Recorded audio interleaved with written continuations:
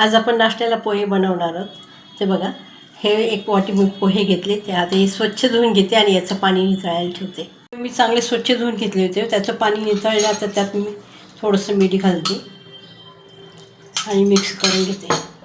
गॅसवर मी कढई ठेवली, त्यात तेल घातले बघा. आता त्यामध्ये राई टाकते,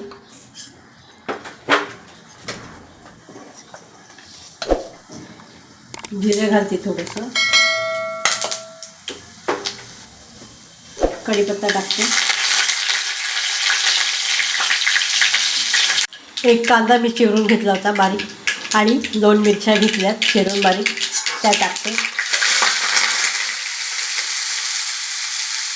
कांदा चांगला परतून घेतला. एक बटाटा घेतला होता, त्याची सालं काढून मी किसून घेतला आहे आणि चांगला स्वच्छ धुवून घेतला. त्यातलं स्टार्च सगळं काढून टाकलं. आता मी त्यावर टाकते. त्यात मी अर्धा चमचा हळद घालते, याच्यामध्ये थोडंसं मीठ घालते. पोह्यामध्ये पण आपण घातले म्हणून थोडंसंच घातलं. चांगलं परतून घेतले. आता मी 2-3 मिनटं झाकण ठेवते. आता या पोह्यामध्ये मी अर्धा लिंबू पिळून घेते. आता 2-3 मिनटं झालेत. मी आता झाकण काढून बघते बटाटा आपला शिजला का.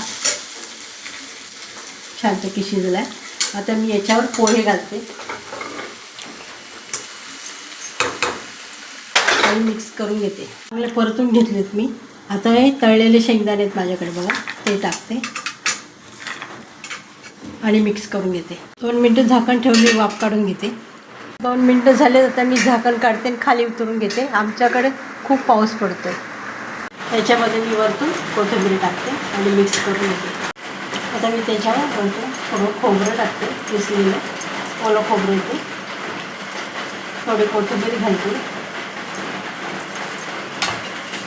आणि थोडे शेंगदाणे घालते, शेव घालते बघा आणि कांदा घालते आणि थोडासा कोथिंबीर घालते. असे मी पोहे केले. रेसिपी आवडली असेल तर लाईक करा, शेअर करा, सबस्क्राईब करा. धन्यवाद.